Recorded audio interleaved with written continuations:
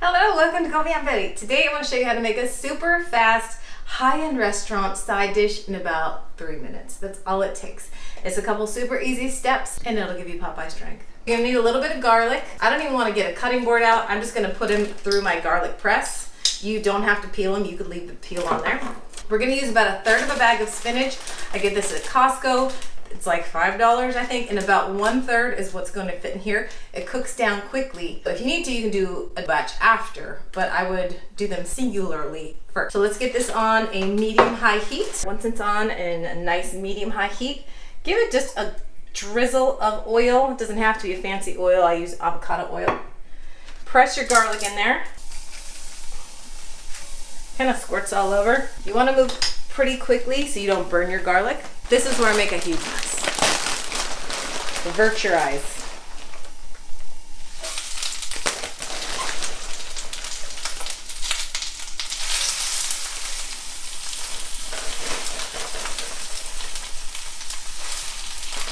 As much as can fit without falling out.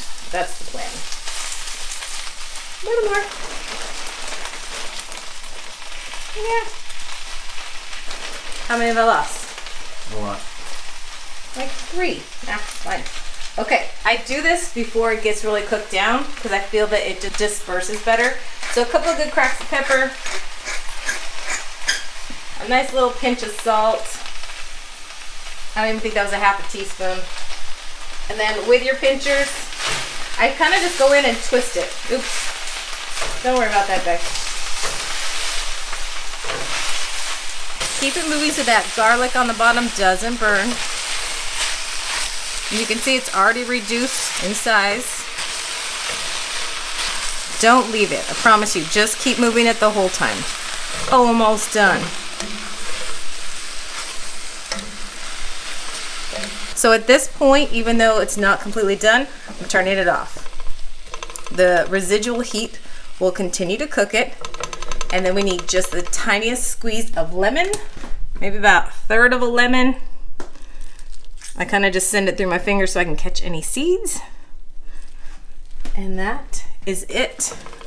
Fancy restaurant sauteed spinach in 3 minutes.